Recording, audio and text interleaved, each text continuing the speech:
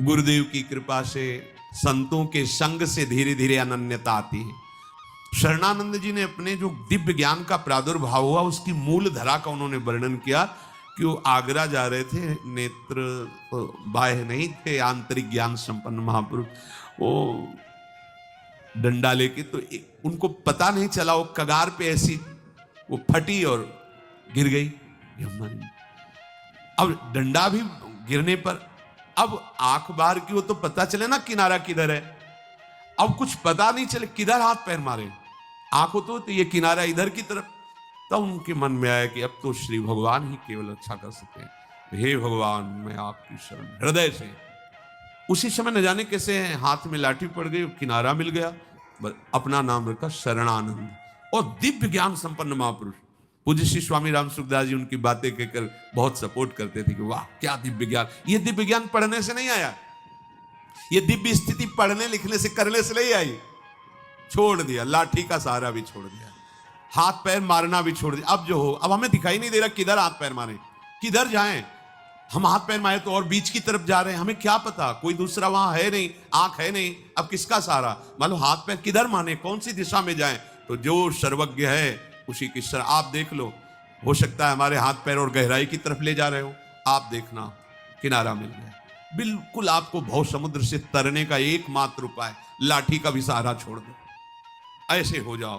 पर ये ऐसे होना लगता है कैसे हो, अगर आप इन सब बाह्य बातों को गौर करके मुख्य बात हमारी महारानी जी का आश्रय ले लो। लालजू का इसलिए नहीं कहते कि लालजू की कृपा से ही तुम यहां तक आए हो, और लालजू की कृपा तुम्हें प्रियाजू के चरणों की शरणागति देने का मार्ग दिया है। रसघन मोहन मूर्तिम विचित्र केलि महोत्सवोल्लसितम राधा चरण विलोडित रुचिर शिखंडम हरिम बंदे। जैसे मां कोई भी कार्य कर रही हो, एक दृष्टि उसकी अपने बच्चे पे रहती है, ऐसे अनंत माताओं का जो प्यार है वो हमारे श्री कृष्ण के वात्सल्य समुद्र के एक अंश से है। और ऐसे श्री कृष्ण जिनके प्रेम में बिक चुके हैं वो हमारी लाडली जू। हम तुम्हें कैसे बताएं कि लाडली जू कितना प्यार करते हैं, हम सबको प्यार करते हैं। कई बार हमने कहा है कि बलिहारी है इस किडनी रोग की जिसने शरणागत कर दिया। शरणागत तो बचपन ही से थे, पर वो शरणागति कहने मात्र की थी, साधन में निष्ठा थी, वो बात नहीं थी। जब ये रिपोर्ट आई कि किडनी फेल, ये क्या होता है किडनी, ये शरीर का वो अंग होता है जिससे मर जाता है, तो कितने दिनों मर जाएंगे। हमें तो ज्ञान ही नहीं था।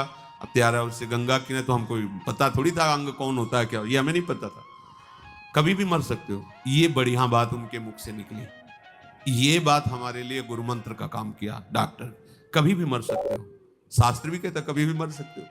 अब हमारे दिमाग में बैठ गया अब क्या, वो काशी का कार्य तो जो महादेव जी ने करा लिया वो हो गया, लेकिन वृंदावन का कार्य तो अधूरा रह गया। अभी वो बात तो नहीं बनी जिसके बनने के बाद हम हाथ उठा के कह सकें कि अब कृत्य भयो में।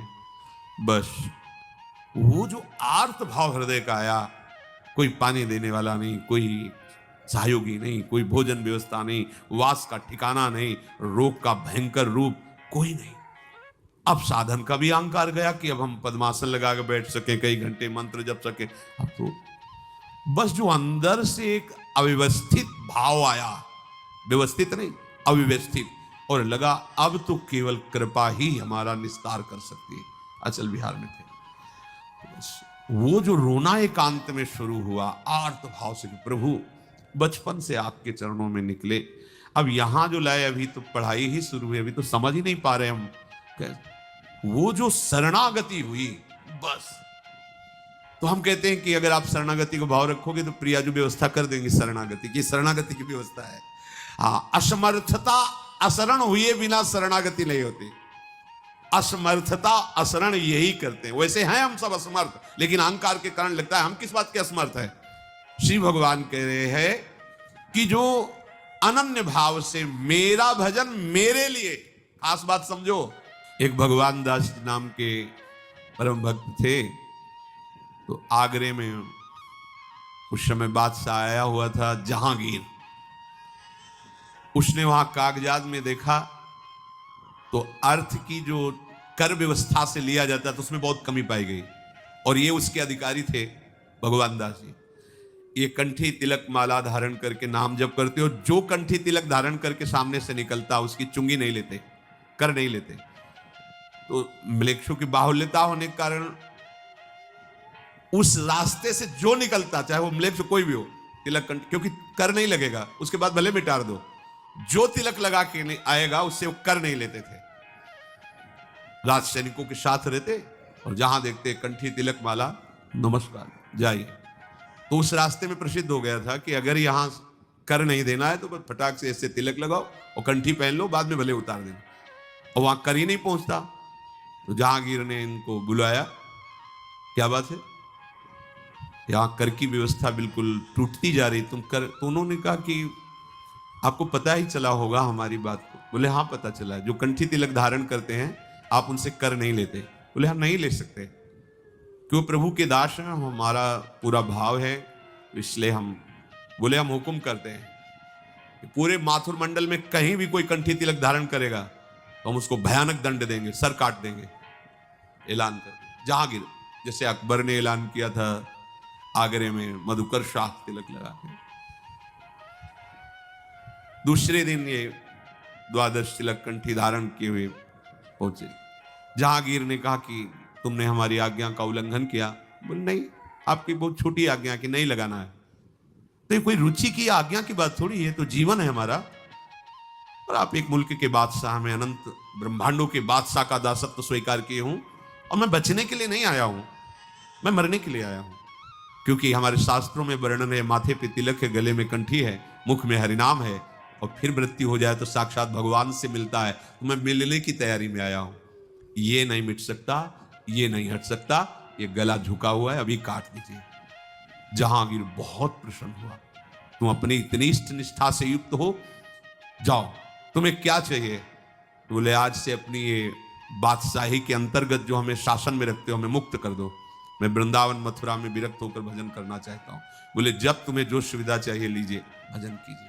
अपनी ऐसी आराध्य देव की प्रति निष्ठा की किसी से भयभीत भी नहीं होना चाहिए। भय के अवसर आने पर हम प्रभु के, अगर प्रभु का विधान है कि हमारी मृत्यु हो जाए तो अच्छा है ना, अभी जाके अपने प्रभु से मिलेंगे जाके प्रगट में, अब क्या भय है। किसी के भय से नाम छोड़ दें, किसी के भय से कंठी तिलक उतार दें, ये व्यवहारिक की बातें हैं, प्रलोभन के लिए कह रहे हैं। भजन करते करते चित्त को चुराने वाली ऐसी झांकियां आती हैं कि अगर आचार्य कृपा न हो तो हृदय गति रुक जाए। प्रियालाल की ऐसी कृपा होती है, ऐसी झांकियां आती है, वो अगर प्रभु आचार्य स्वरूप जो उनकी सामर्थ्य ना हो हृदय में, तो उस रूप को देखने की सामर्थ्य नहीं, हृदय फट जाए, हृदय की सामर्थ्य नहीं। जैसे 0 वाट में कोई बहुत बड़ी बिजली के जो तार, उनका फक से एकदम नहीं हो जाएगा। जो 0 वाट का है उसे बहुत बड़े वाट वाली बिजली में तो वो फक से हो जाएगा। ऐसे ही ये पांच भौतिक शब्द स्पर्श रूप रस गंध का आनंद लेने वाला हृदय, और हृदयेश्वर भगवान आनंद समुद्र, रूप समुद्र, ऐसे फट से हो जाए। इसीलिए मंत्र उपासना से परिपक्व हृदय में भगवान का रूप प्रकाशित